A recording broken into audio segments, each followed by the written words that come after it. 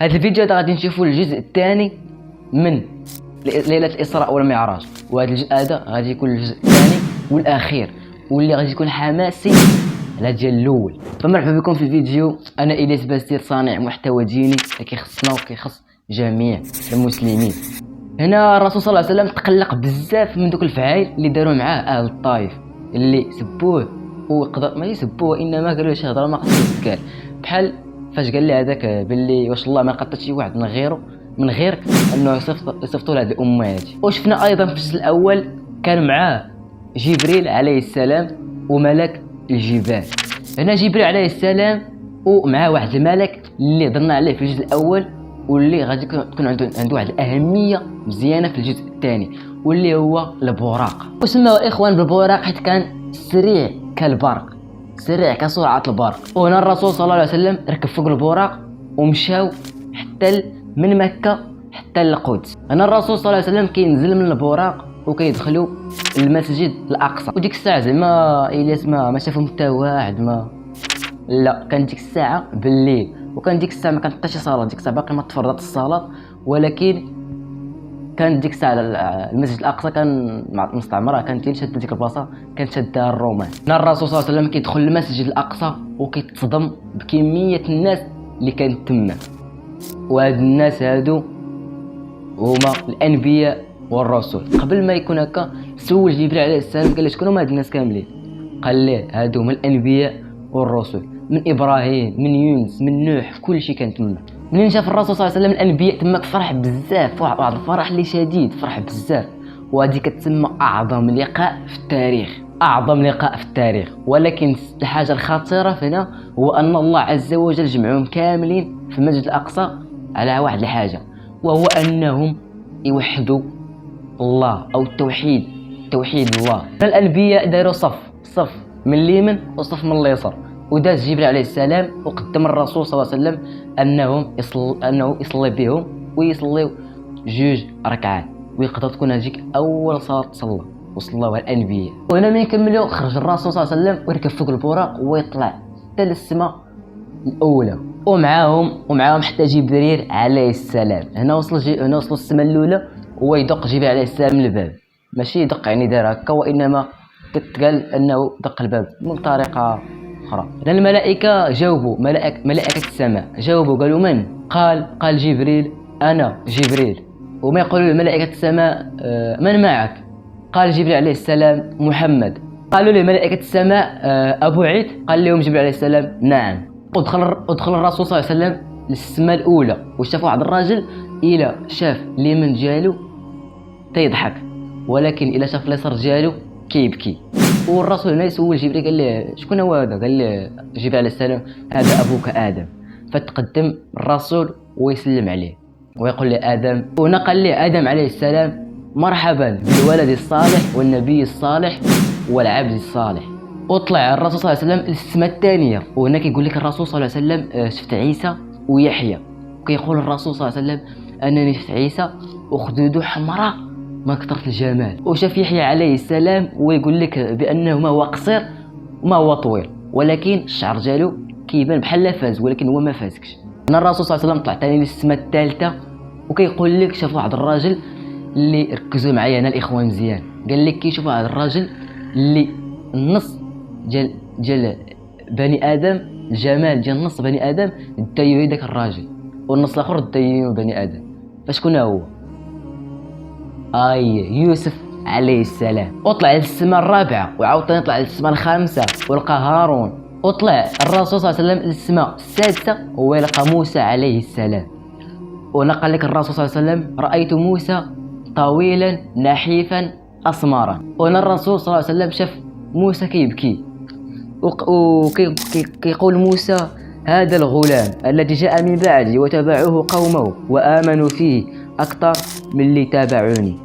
أنا الرسول طلع للسماء السابعة، لقى راجل كيشبه ليه، يعني واخا إبراهيم عليه السلام هو اللي كيشبه الرسول بزاف، ولكن هذا الرسول ده كيقول كيشبه ليه، يعني هو شبه كيشبه ليه بزاف، وليه هو نيت صافي. هنا كان غادي الرسول بقى غادي وحتى بقى كيشم واحد الريحة اللي غريبة، ويسول جبريل قال له ما هي هذه الرائحه؟ قال ليه رائحه ماشطه فرعون وابنائها. كيفاش ماشطه فرعون وابنائها؟ اش كدير ماشطه فرعون هنايا؟ قال لكم الاخوان على الموضوع ديالنا اليوم، لانكم بلا ما نقول لكم ديك القصه ديال ماشطه فرعون وابنائها اللي ما كانت كتامن بان فرعون كان هو الاله ديالهم، وهي كتقول لي انا ضد الفكره هذه بان كاين الله واحد وكاين رب واحد واللي هو الله. فاش ولادها حطوهم في واحد داك بقر ديال النحاس اللي كيشعلوا من تحت العافيه، وكانوا كيعذبوا به هكاك شعل تحت العافيه، وخشى ولادها تماك وتحارقوا. يعني بلا ما ندخل تفاصيل بيتو فيديو على هذا قولوها ليه. وانا الرسول صلى الله عليه وسلم طلع وكمل وبقى غاجي، ويلقى واحد الناس كيديروا لهم الفحم الفاعل اللي فيه العافيه وكيحطوا لهم في فمهم. هنا قال له جبريل، قال لي مال هادو مالهم؟ قال لي هادو اللي كياكلوا اموال اليتامى. وبقى غادي ثاني الرسول صلى الله عليه وسلم وجبريل عليه السلام بقاو غادي ثاني هما يشوفوا الناس اظافر ديالهم من نحاس وكيقمشوا رؤوسهم وصدرهم. وهنا الرسول صلى الله عليه وسلم سول جبريل قال له مال هادو مالو؟ قال لي هادو اللي كياكلوا لحوم الناس وكيطيحوا في اعراض النساء. وهنا الرسول صلى الله عليه وسلم كمل وطلع حتى وصل سدرة المنتهى. وقيلا صديقي ما عرفتيش شنو هي سدرة المنتهى. سدرة المنتهى يعني الا فتيها كتلقى عرش ديال الله وكتلقى الله تماك تا هو. يعني ديك سدرة المنتهى حتى شي كائن ما كيفوتها، صافي تماك كيوقف كل شيء، لا من الملائكه لا كل شيء كيوقف تماك. حتى جبريل عليه السلام الا غيطلع يعني يقدر يتحرك. اجي تشوف الصدمه. هنا الرسول صلى الله عليه وسلم دارك عن جبريل ويلقاه تشكل ليه على الهيئه ديالو الحقيقيه، وجناح واحد الاخوان يغطي الافق ما بين السماء والارض، حيت جبريل عظيم وكبير بزاف وعنده 600 جناح.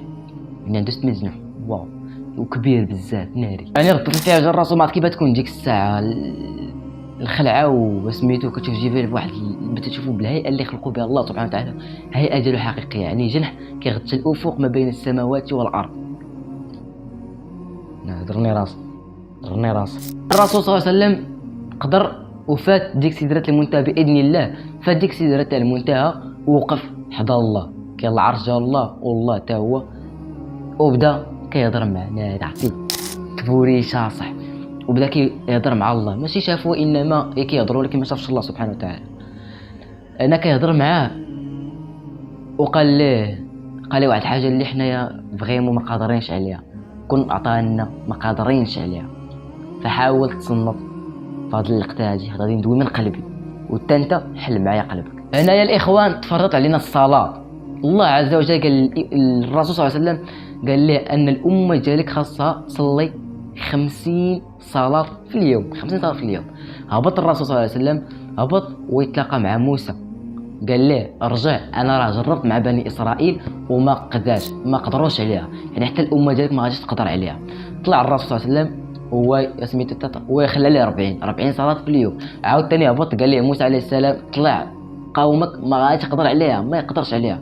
جا ثاني الرسول صلى الله عليه وسلم رجع قال له 30 خلاوها 5 صلوات. 5 صلوات الاخوان.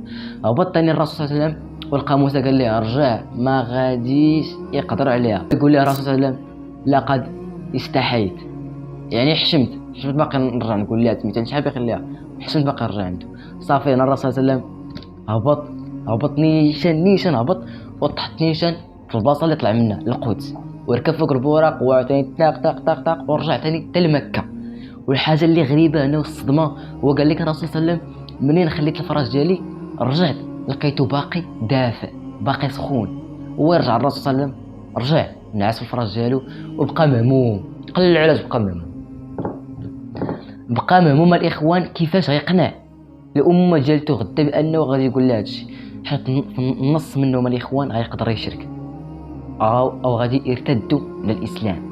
وفاش كان الرسول صلى الله عليه وسلم كان جاي من القدس تلاقى مع واحد الناس كانوا داير البهيم ديالهم الجمل اللي سميتو، و دوك الجمل ملي شافوا الرسول صلى الله عليه وسلم تخلعوا فزعوا وما يهربوا، وجابهم الرسول وعطاهم المواليهم.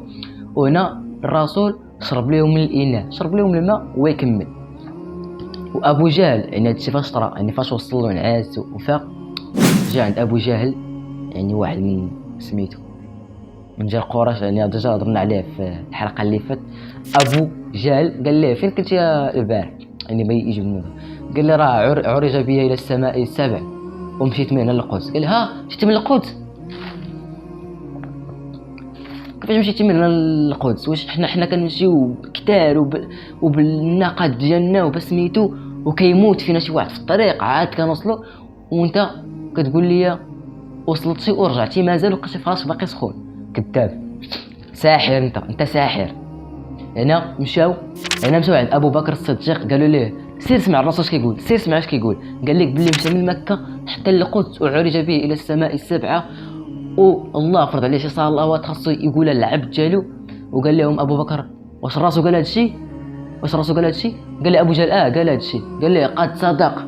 قال لي ثاني ابو جهل ابو بكر قال لي تلقى مع الانبياء كلهم ورجع ثاني بواحد ثاني. ابو جهل ما بقى فاهم والو وبغى يطيح اللوم على الرسول صلى الله عليه وسلم. وقال هادشي ثاني ابو بكر، ويقول لي ابو بكر واش الرسول قال هادشي؟ قال لي قال لي لقد صدق. ومشى ابو بكر مشى عند الرسول صلى الله عليه وسلم وقال له واش بصح هادشي اللي سميتو؟ قال لي سميتو. ويقول له لقد صدقت. وقال لي الرسول انت الصديق، ومن ثم تعطى اللقب لابو بكر الصديق، ولا الاسم ديالو الاخوان ابو بكر الصديق.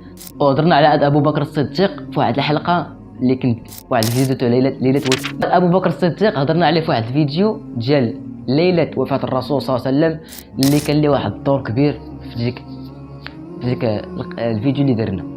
يعني قال شي اقوال زين على الرسول بحال هادي اللي قال لكم دابا، وان الله قد نعلنا رسولا وما من شيء يكتمل الا وله نقصان. عجباتنا هاد العباره بزاف، درتها كاع في العنوان ديال الفيديو، وما من شيء يكتمل الا وله نقصان. كملوا الفيديو الاخوان. انا مشيت على الفيديو ثاني مشيت انا. ابو جهل ما رضاش، وتذكروا ديك اللي شرب من عندهم الرسول الماء وراهم الطريق ديال سميتو الناقات ديالهم فين مشاو هادوك. قال لهم الرسول صلى الله عليه وسلم الا ما تيقنش ابو جهل سول واحد الناس غادي يجيو من بعد 3 ايام، راه وقفت عندهم وشربت من عندهم الماء وسميتو.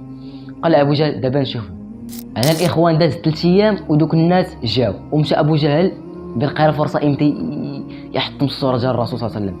مشى عند دوك الناس قال لهم واش بصح تلاقيتو مع واحد السيد في الطريق وراكم طريق ديال الناقات ديالكم وشرب من عندكم الماء؟ قالوا لي تلاقينا معاه. قال لهم واش شرب من عندكم الماء؟ قال لي تلاقينا معاه وشرب من عندنا الماء ورانا دلينا الطريق ديال الناقات اللي هربوا لينا. قلعونا. اش قال ابو جهل؟ قال لي انت كذاب، انت ساحر، انت كي درتي تمشي صافي ما بقاش. وبزاف ديال الناس ارتدوا عن دين الاسلام، وهذه حاجه اللي شي ناس عندهم الايمان ناقص ارتدوا على هذا الدين ديال الاسلام من بعد ما قال لهم الرسول صلى الله عليه وسلم. هذا الاخوان هي ليله الاسراء والمعراج. كما درت الجزء الاول ودرت الجزء الثاني. السبب علاش مشى الرسول سميتو، علاش طلع، علاش دار ديك الرحله ديال الاسراء والمعراج، حيت ذكرنا الاسباب، ذكرنا الدعوه ديال سميتو. الله بغى يمشي يحاول يجي سميتو اهل الطائف يدخلهم الاسلام وضربوه سميتو. هادشي كله ضروري لله باش انه في الاخر يجازيه، باش يتلاقى مع الانبياء يشوفهم، يشوف الجنه والنار، يهضر مع الله عز وجل ويطلع حتى للسماء ويشوف جبريل على اجل حقيقيه كما قلنا في الجزء الاول، باش يرجع قوي ويكمل في الدعوه ديالو انه يدعي الناس للاسلام. وهو صديقي الشفيع جالك في يوم القيامه، فصلي على من بكى شوقا ليرى. هذا هو الفيديو الاخوان. كملنا الجزء الثاني او كملنا الفيديو الكامل على ليله الاسراء والمعراج. ذكرنا الاسباب وذكرنا الليله اللي فين طلع فيها، ممكن شي ذكرناه. هي دوريقه جا عامره بالمعلومات اللي كنت نبحث عليها وتبورس كما قلت لكم في الفيديو الاول تبورس. هذا هو الفيديو ديالنا الاخوان. ما تنساوش تبارطاجيو مع اصحابكم باش يستافدوا حتى الفيديو هذا الاسراء ليله الاسراء والمعراج ما قراوهاش لينا في المدرسه، يعني ما غاديش نلقاو منين نجي نعرفوها. حتى بزاف ديال الناس معكازين انهم يدخلوا عندي ويتفرجوا. فهذا هو الفيديو ديالنا الاخوان. كان معكم ميلاد باستير صانع محتوى ديني اللي كيخصنا حنا والمسلمين. فما تنساوش تصلوا على من بكى شوقا ليرى.